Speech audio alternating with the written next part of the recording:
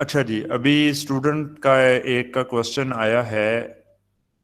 ओहो, बल्कि ये वाली स्लाइड नहीं है, लेक्चर स्लाइड गलत मैंने खोल दी है। क्वेश्चन आया था बीजेटी की डीसिंग बायसिंग के अंदर, नहीं इसमें नहीं था, दूसरा ही था।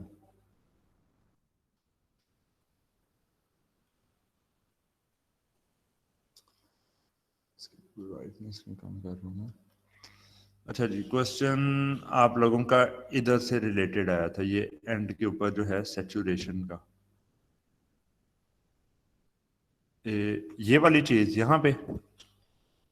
इसके बाद आपने एक टॉपिक करवाया बीबी, कट ऑफ और सैचुरेशन। यस सर, ये जी वाला। हाँ। हाँ, तो यहाँ पे क्या होता है कि आपके पास जब है ना, अगर तो वोल्टेज ट्रांजिस्टर के अक्रॉस ये वाला जो हिस्सा है ना, अगर यहाँ पे जो है ना ये वोल्टेज आपके पास, ये जो डिवाइस नहीं लगी हुई बीजेटी, आपने सबसे पहली चीज क्या चेक करनी होती है कि बीजेटी का ये base to emitter junction forward biased हो। एनपीएन है तो ये प्लस माइनस 0.7 वोल्ट्स हो, ठीक है। और अगर पीएनपी होगा तो ये क्या होनी चाहिए वोल्टेज। लेट से मैं पीएनपी इस तरीके से बना रहा हूं, तो कोई बता सकता है कौन सा जंक्शन है इसमें, बेस टू एमिटर कौन सा है या एमिटर टू बेस इसमें। सर ऊपर वाला जो रीजन है सर वो बेस टू मीटर है। अच्छा, ये सर ऊपर वाला जो है एरो वाला अमीटर है plus sir. Sign, plus sign किधर होना चाहिए, यहाँ पे माइनस होना चाहिए कि प्लस। सर यहाँ पे होना चाहिए सर, प्लस होना चाहिए। अच्छा, और इधर सर इधर माइनस। ये टर्मिनल कौन सा है। सर ये एमीटर है। अच्छा, और ये और सर ये बेस आपके है। पास बेस बेस है। है और लास्ट और इसके कलेक्टर। क्रॉस वोल्टेज कितनी होनी चाहिए। सर 0.7। हाँ बस ठीक है, मतलब आपको पता है कि पीएनपी और एनपीएन के अंदर डिफरेंट, तो ये दोनों केसेस में ना इस तरह से हो जाएगा। लेकिन एक दफा जब आपके पास ये जंक्शन फॉरवर्ड बायस्ड है ना, तो इसका मतलब है कि आप इधर कट ऑफ रीजन में नहीं है, ठीक है। कट ऑफ रीजन में नहीं है, तो उसके बाद जाके क्या होता है कि अगर ये जो कोलेक्टर टू मीटर वोल्टेज है प्लस माइनस वीसीई, ये जो वोल्टेज है ना वो इधर एक्स एक्सिस के ऊपर एक्सप्लेन्ड है, और जो करंट इधर से फ्लो कर रहा है ना आईसी, वो करंट आपके पास ये वाई एक्सिस के ऊपर है। तो अब क्या होता है कि अगर आपके पास वोल्टेज जो है वो सैचुरेशन वोल्टेज से ज्यादा है, जो कि 0.2 तकरीबन वोल्ट्स होता है, अगर इस 0.2 वोल्ट से ज्यादा वोल्टेज है तो आप मतलब कि ये इसकी वैल्यू आप कर लेते हैं 10 वोल्ट, 5 वोल्ट, 4 वोल्ट, 3 वोल्ट, जितनी मर्जी आप कर लेते हैं कोलेक्टर टू एमीटर जो है ना वोल्टेज। करंट जो है ना वो आपके पास तकरीबन उतना ही फ्लो, एक ही वैल्यू करंट की फ्लो करती रहती है, और वो वैल्यू किस पे डिपेंड करती है, वो एक्चुअली डिपेंड करती है कि बेस करंट कितना है। ये हमारे पास एक्टिव मोड में है। ये समझ आ गई ना आपको एक्टिव मोड की यहाँ पे। जी सर, आगे। हाँ, अब आगे क्या होता है, अगर ये VCE वोल्टेज आपके पास ये रिड्यूस करते करते जो है ना 0.2 वोल्ट या इससे कम आपके पास निकलती है, तो उसका क्या मतलब होता है कि जी पहले तो आपके पास ना ये वाला जंक्शन जो है कोलेक्टर टू बेस जंक्शन जो है ना, ये आपके पास होता था रिवर्स्ड बायस्ड, तो फॉरवर्ड रिवर्स्ड बायस्ड में इस तरह से बिहेवियर था। अगर ये भी फॉरवर्ड बायस्ड हो जाता है, ठीक है, फॉरवर्ड बायस्ड कैसे होता है कि जनाब ये हमारे पास एन पी एन है, ऊपर पी है नीचे एन है, तो फॉरवर्ड बायस्ड करना है तो ऊपर से नीचे इसको करके जो है ना 0.5 वोल्ट्स आप कर लेते हैं। Let me verify. सर नहीं आई ये थिंक एन, बेस ये उल्टा है, उल्टा उल्टा है, उल्टा है, बेस मैंने पे पीएनपी। नेगेटिव आएगा सर। जी हाँ सर। जी, नहीं बेस पे पॉजिटिव आएगा, इधर नेगेटिव आएगा। कोलेक्टर पे सर नेगेटिव आएगा। जी।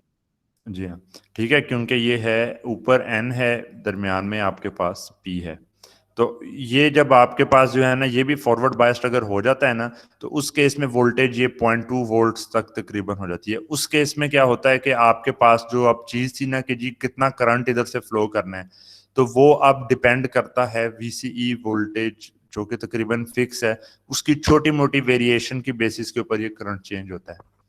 ठीक है, या दूसरे अल्फाज में ये वोल्टेज भी तकरीबन फिक्स्ड ही आपके पास रहती है, तो जितना मर्जी करंट फ्लो कराना है आप करा लें, बेस करंट को कम करें ज्यादा करें इतना फर्क नहीं पड़ेगा। ये हमारे पास सैचुरेशन मोड है।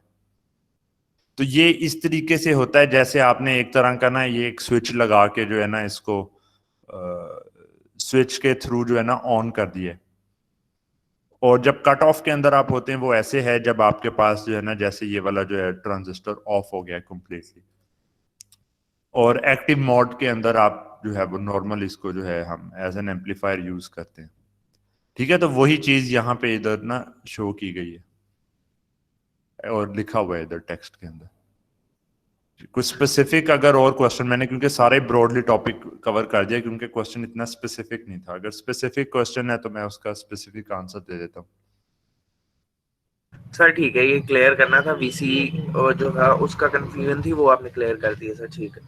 पॉइंट हाँ, 2 के क्योंकि ऊपर है। इस पूरी रेंज की, हाँ ये 0.2 वोल्ट तक की जो है ना वैल्यू होती है, ठीक है सर। और अगर पीएनपी होगा तो ये वीईसी आपके पास वोल्टेज होगी, सैचुरेशन। ठीक है सर। ठीक है, वो हर चीज की सिमेट्री आपने याद रखनी है, पीएनपी और एनपीएन में किस तरह की होती है। ठीक है, और कोई क्वेश्चन किसी का? सर वो सर सर ये जो न्यूमेरिकल 5606 पहले आप ही बता दें, आपने पहले बात की। सर जो न्यूमेरिकल में हम सिलिकॉन की वैल्यूज यूज करते थे, जर्मेनियम की नहीं कर सकते थे हम न्यूमेरिकल मैं क्या? जो आपको पढ़ा रहा हूँ ये वाला है हमारे पास ट्रांजिस्टर, हमारे पास सिलिकॉन वाला। आपने जर्मेनियम वाला यूज करना हो तो उस केस में भी सब कुछ इसी तरीके से होगा। मसलन फर्क क्या पड़ेगा, इधर गया, ये फर्क ये पड़ेगा कि यहाँ पे VCE सैचुरेशन 0.2 लिखी है ना, उस केस में VCE सैचुरेशन हो सकता है कम हो, 0.1 वोल्ट हो। अभी इधर हम जब कहते थे, हम कहते थे फॉरवर्ड बायस्ड या रिवर्स बायस्ड हो, तो उसके अंदर हम कह रहे थे कि जी VBE की वैल्यू 0.7 होनी चाहिए क्योंकि सिलिकॉन की 0.7 होती है। ठीक है, तो जो जर्मेनियम बेस्ड होगा उसमें ये 0.7 की बजाय हो सकता है 0.3 हो, मुझे अभी एग्जैक्ट याद नहीं, मैंने देखा नहीं है उसका, पर ये वैल्यू पे फर्क पड़ जाएगा क्योंकि ये इसके एनपीएन जंक्शन पीएन जंक्शंस के जो है ना वो जो बैंड गैप और उन चीजों पे डिपेंड करता है। और हमारे पास क्या फर्क पड़ सकता है, हमारे पास बीटा डीसी का फर्क पड़ सकता है। ठीक है, पर अगर आपको ये सारी वैल्यूज गिवन हो तो जो मर्जी आपके पास जो है मटेरियल के साथ बीजेटी बना हो, अगर बीजेटी है तो वो ऐसे ही बिहेव करेगा। ठीक है, ठीक है सर। तो ये इन चीजों पे खाली फर्क पड़ना है, वो थ्रेशोल्ड्स या पैरामीटर्स कुछ चेंज होंगे, बाकी तो कुछ नहीं होना। ठीक है सर। जी हाँ, बाकी एक वो आगे जाके ना अब मतलब डीसी में नहीं चेंज होना, स्मॉल सिग्नल में और भी कुछ पैरामीटर्स हैं जो अभी आपको बताए नहीं गए हैं, उन पैरामीटर्स पे भी फर्क पड़ेगा। ठीक है, जैसे वो थर्मल रेजिस्टेंस जो है हमारे पास एक होती है, पर वो आगे जाके जब ना सेदरा स्मिथ पे मैं आऊंगा ना मॉडल्स के ऊपर स्मॉल सिग्नल के, तो मैं वहां पे एक्सप्लेन करूंगा। अभी तक का जो पढ़ाया उसमें यही फर्क पड़ेगा। अच्छा जी, ठीक। और 5672 आपका क्वेश्चन था।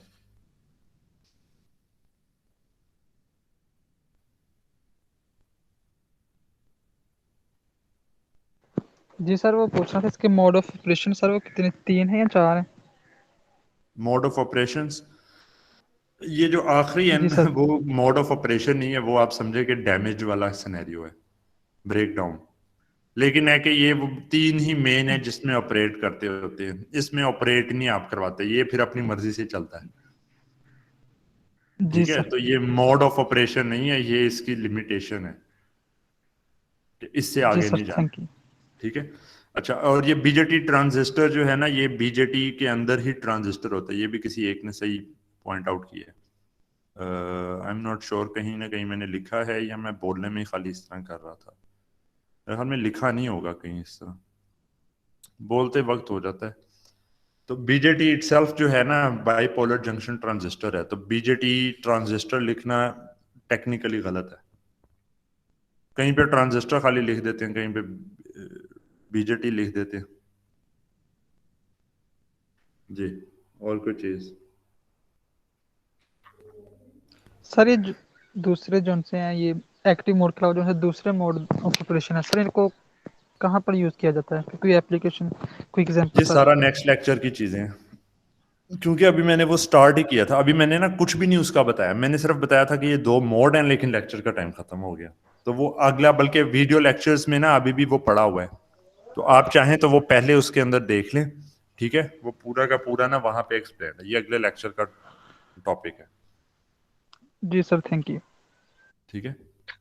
सर आपने बताया था अल्फा डीसी 1 से कम होता है, हम्म। तो सर अगर हम इसे ज्यादा करें तो क्या मतलब होगा हाँ, ये अच्छा अल्फा क्वेश्चन है। डीसी का? इधर ये एक्सप्लेन करते वक्त ना इसका वर्किंग का मैंने आपको बताया था ना कि जी एमीटर से जो करंट आता है ना, उसमें से जो है ना एक पोर्शन करंट का कुछ इधर को जाता है और रिमेनिंग पोर्शन कलेक्टर में आता है, ऐसे ही कहा था ना मैंने, जी जी। ठीक है? तो अगर आपके पास जो है ना एमीटर का करंट आ रहा है, उसमें से बेस का कुछ निकल के रिमेनिंग कलेक्टर में आ रहा है, तो क्या कलेक्टर करंट एमीटर करंट से बड़ा हो सकता है? No sir. नहीं हो सकता। तो अगर मैं कहूं कि जी अल्फा एक पैरामीटर है जो बता रहा है कलेक्टर करंट कितना है as compared to emitter current, तो ये इसकी कंस्ट्रक्शन या मतलब काम करता ही ये इस तरीके से है कि कभी इसने इससे ज्यादा नहीं होना, तो ये कैसे अल्फा 1 से बड़ा हो जाएगा? ऐसे तो नहीं है ना कि रैंडमली आप कर रहे हैं, ये फिजिक्स को एक्सप्लेन कर रहा है, ठीक है? तो फिजिक्स को एक्सप्लेन कर रहा है, और बल्कि मैथमेटिकली भी आप देख लें तो ये कभी भी अल्फा जो है ना ये 1 से बड़ा नहीं हो सकता। अप्रोक्सीमेटली 1 हम इसको कह देते होते हैं अक्सर, क्योंकि वो बहुत ही कम फर्क होता है, तो अप्रोक्सीमेशन चल जाती है इंजीनियर्स के लिए, अप्रोक्सीमेटली इक्वल टू 1 हम कर देते होते हैं, लेकिन इसमें भी ख्याल जी रखना सर। होता है, ठीक है? अप्रोक्सीमेटली इक्वल टू 1 में भी ख्याल रखना है। अब वो क्या होता है कि जी अब ना ये कोई एक, ये आई बी है आपके पास ना, ये आई ई है, और ये आपके पास जो है ना ये आई सी है। अब सवाल आपसे ये पूछा जाए कि जी आप ना ये सॉल्व करके ना आई बी निकालें, आप सॉल्व करने लगे ना तो अल्फा की वैल्यू कोई पॉइंट्स में आ रही हो, आप अप्रोक्सीमेट कर दें, करके कह दें कि जी अल्फा 1 के बराबर है, फिर आप कहें जी अल्फा 1 के बराबर है, तो इसका मतलब है कि जी आई सी आई ई के बराबर है, और ये करंट कोई आपके पास निकल रहा है लेट से 1 मिली एम्पेयर, ठीक है? तो आपने याद रखना है कि ये इक्वल टू नहीं है, ये अप्रोक्सीमेटली इक्वल टू है। तो कहीं ऐसे ना हो कि आप कहें कि जी बेस करंट क्योंकि इन दोनों का डिफरेंस होता था, तो मैं निकालता हूं आई ई माइनस आई सी, आई ई माइनस आई सी, आप कहेंगे जी ये दोनों बराबर हैं इसलिए ये 0 आ गया। तो ये काम नहीं आपने करना, जब अप्रोक्सीमेट कर लिया है ना आपने इसको 1, तो आप ये करेंगे कि अप्रोक्सीमेट करके दोनों की एक वैल्यू निकल के सब्ट्रैक्ट करेंगे, 0 0 का मतलब कट ऑफ, और आप कहेंगे जी ट्रांजिस्टर ही नहीं ऑन होना, तो भाई ये 1 मिली एम्पेयर कहां से फ्लो कर रहा था? ठीक है ना? तो ये मैथमेटिक्स के अंदर जाते हुए, लेकिन जरा बड़ी पिक्चर भी जहन में रखनी है कि ये नंबर है क्या।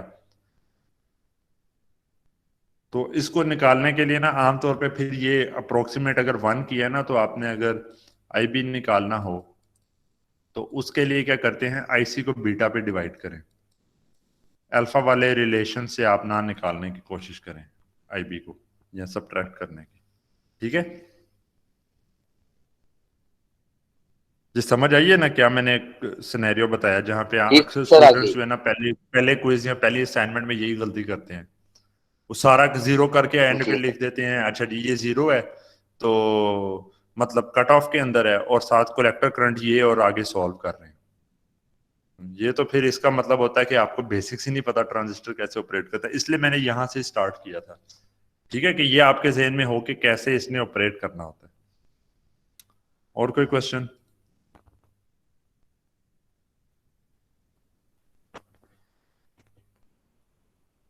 चलें ठीक है, अगर क्वेश्चन नहीं है तो फिर यहाँ पे जो है ना लेक्चर को फिनिश करते हैं। ये आप लोग ना ये स्टार्ट से चीजें, ये अगर नहीं कुछ समझ आती दोबारा वीडियो लेक्चर देख लें, क्यू एंड ए सेशन में आमतौर पे 1 हफ्ते के डिले के बाद डालता होता हूँ, ताकि लोग जो लेक्चर में आए उनको लाइव इसकी समझ आ जाए, और जो लेक्चर में नहीं आते तो वो फिर इंतजार उनको करना पड़े। ठीक है, चलें। ठीक है सर। ओके, अल्लाह हाफिज। ओके सर, अल्लाह हाफिज। ओके सर, अल्लाह हाफिज। अल्लाह हाफिज़ सर। अल्लाह